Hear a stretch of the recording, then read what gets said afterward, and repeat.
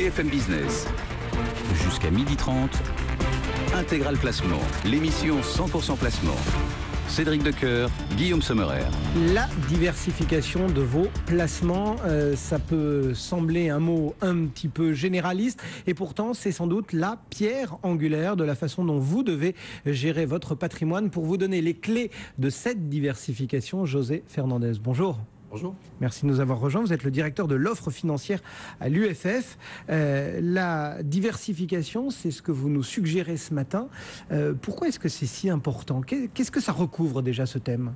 Alors effectivement, la diversification, c'est l'un des piliers de la gestion de patrimoine ou de la gestion de portefeuille, selon l'adage bien connu qui dit qu'on ne doit pas mettre tous ses œufs dans le même panier.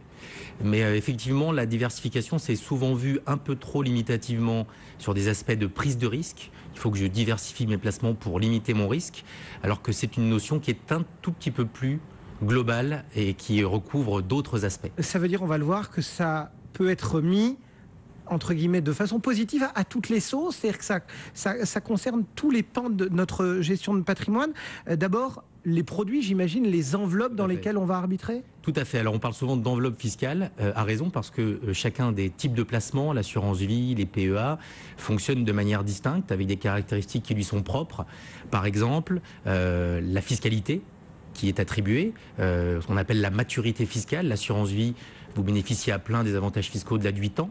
Mais vous pouvez effectuer des retraits avant cette date. En revanche, un PEA, la fiscalité est plus intéressante au-delà de 5 ans, mais si vous retirez votre argent avant 5 ans, le PEA est clôturé. Par exemple également, tous les placements ne permettent pas de mettre tous les supports financiers à l'intérieur. Vous avez le droit de rentrer dans le fonds en euros dans l'assurance vie, vous êtes obligé de vous focaliser sur les actions à au moins 75% dans le PEA. Donc on voit bien qu'il faut aussi diversifier les différents paniers dans lesquels on va mettre ses œufs. Est-ce que cette diversification, en choisissant bien ses produits, est-ce que ça suffit ? Alors ça ne suffit pas parce qu'au-delà des enveloppes fiscales, il faut maintenant passer au type d'investissement et même avant cela, au mode d'investissement. Il faut savoir qu'en fonction de la connaissance que l'on a de tel ou tel pan de l'activité ou des marchés financiers et du temps qu'on a envie d'y passer, il faut aussi pouvoir diversifier on gère les pas modes pareil, de gestion. On gère pas pareil. Alors si je m'y connais et que j'ai un peu de temps, il y a la gestion individualisée, c'est-à-dire que je vais moi-même aller sélectionner mes fonds, mes titres, peut-être avec l'aide de mon conseiller. Mais je peux aussi avoir des conseils. Il y a des services très compétents qui me proposent des choses et puis je valide ou pas le conseil qui m'est donné. Et enfin, au bout du bout, si je n'ai ni le temps ni l'envie ou les deux d'ailleurs, je peux déléguer la gestion, faire de la gestion sous mandat, au-delà d'un certain montant bien entendu, qui me permet de déléguer cela à un expert. Malgré tout, quand on parle de diversification, en règle générale, on pense surtout aux différentes classes d'actifs, à la répartition géographique. Ce sont deux thèmes qui ont moins d'importance ? Alors non, c'est effectivement le cœur de la diversification, mais pas uniquement comme on vient de le voir. Et donc on a l'habitude de classer les placements selon des grandes catégories, selon ce qu'on appelle le couple rendement-risque. C'est-à-dire que plus le potentiel de performance est important, plus le risque inhérent au placement est important également.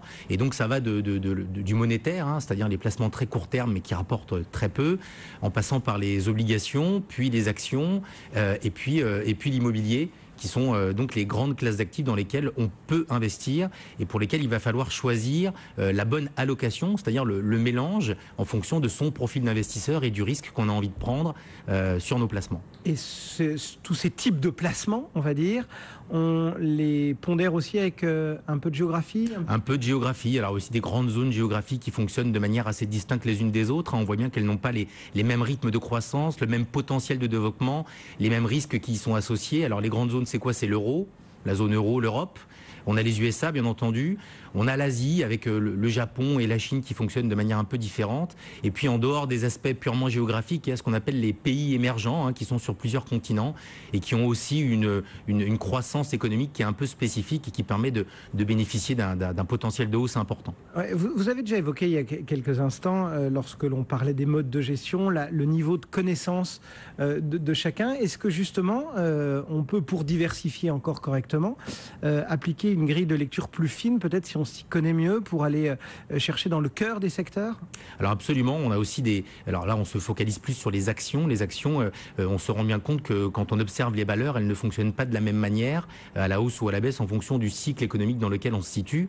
Alors il y a des valeurs qui sont un peu plus défensives. Alors, quel que soit le moment du cycle économique, eh bien, vous avez besoin de vous chauffer, vous avez besoin de vous nourrir. Donc, ce sont des valeurs défensives. Il y a aussi des valeurs cycliques, c'est-à-dire qu'elles vont bénéficier à plein de la reprise économique, et donc vous allez pouvoir avoir un potentiel assez important.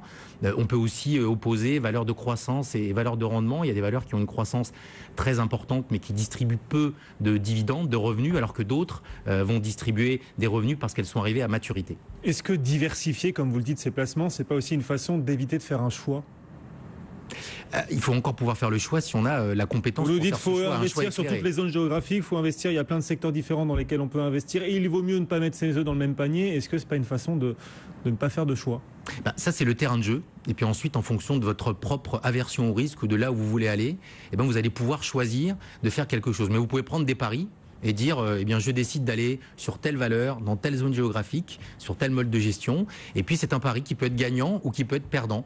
À vous de savoir si vous avez eu le nez fin, comme on dit, pour savoir si c'est efficient ou pas. Est-ce que pour diversifier ses placements, il faut faire confiance à un seul et même gestionnaire? Là, je vais vous tordre le nez un peu, mais est-ce qu'on fait confiance à une seule et même entreprise, ou est-ce qu'on diversifie aussi ses gestionnaires? Alors, vous ne me tordez pas du tout le nez, parce qu'au contraire, à l'UFF, c'est bien notre cœur de métier, c'est de sélectionner plusieurs gestionnaires en fonction de leurs expertises.